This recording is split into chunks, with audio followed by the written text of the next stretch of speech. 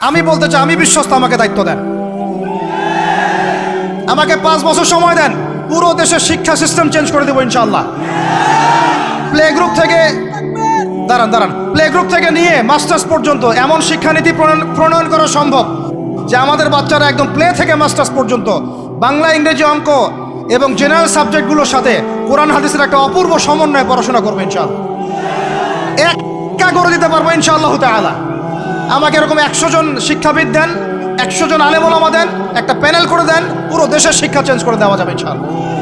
যাদেরকে রেখেছেন এদের মাথায় গোবর আছে, যাদেরকে রেখেছেন এদের মাথায় টাটকা গোবর আছে।